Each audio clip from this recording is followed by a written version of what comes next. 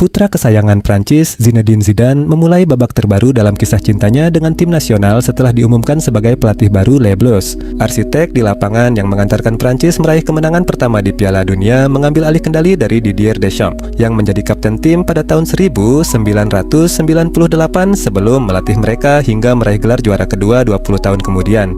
Pengangkatan pria berusia 54 tahun ini mengakhiri rahasia yang paling sulit disembunyikan di dunia sepak bola bahwa Prancis menginginkan Zizou begitu ia dikenal di tanah airnya, dan perasaan itu saling timbal balik. Pekerjaan sebagai pelatih Prancis adalah satu-satunya yang saya inginkan, kata Zidane setelah diperkenalkan di Paris. Selama 4 atau 5 tahun terakhir, saya menerima tawaran untuk melatih sebuah klub, tetapi saya menolak semuanya demi tim nasional Prancis.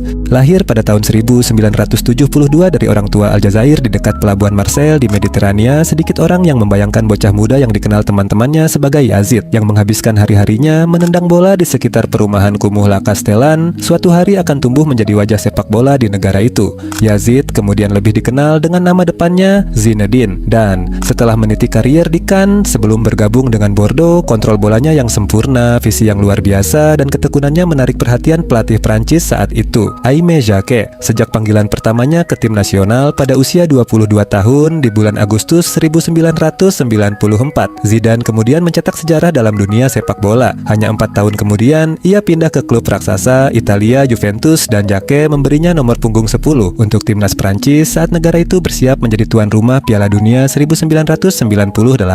Dua sundulannya di final di Stade de France pada 12 Juli menyulut era baru di negara itu ketika tim yang dijuluki Black Blanc-Bleu untuk menghormati keberagaman etnis para pemainnya mengalahkan Brasil untuk memenangkan gelar dunia pertama mereka. Kejayaan Euro 2000 dan transfer ke Real Madrid yang saat itu memecahkan rekor dunia, diikuti setahun kemudian oleh tendangan voli kaki kiri yang menakjubkan di final Liga Champions 2002 yang secara sempurna menggambarkan keindahan permainan Zidane yang luar biasa, mengukuhkan statusnya sebagai salah satu pemain hebat.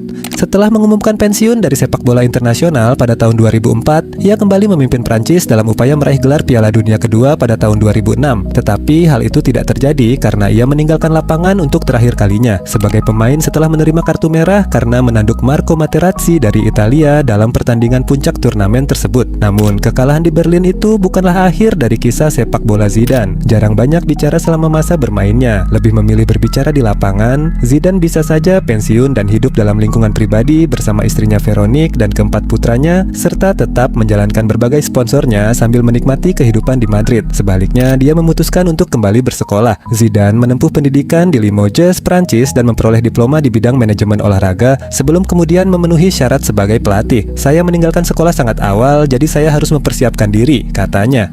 Setelah kembali ke Real Madrid, klub impiannya, ia memegang berbagai peran sebagai penasehat, direktur olahraga, pelatih akademi, asisten pelatih, dan akhirnya kepala pelatih. Di bawah kepemimpinan Zidane, tim Los Blancos yang diperkuat Cristiano Ronaldo, Karim Benzema, dan Gareth Bale yang merupakan beberapa bintang ternama lainnya, Zidane membawa klub tersebut meraih 3 gelar Liga Champions berturut-turut antara tahun 2016 dan 2018. Anda tidak bisa tidak mengagumi apa yang telah dia lakukan, kata Deschamps setelah final 2018. Sebagai pemain pun dia sudah luar biasa. Dia telah menjalani kehidupan kedua sebagai pelatih dan sekarang dia adalah pelatih yang luar biasa.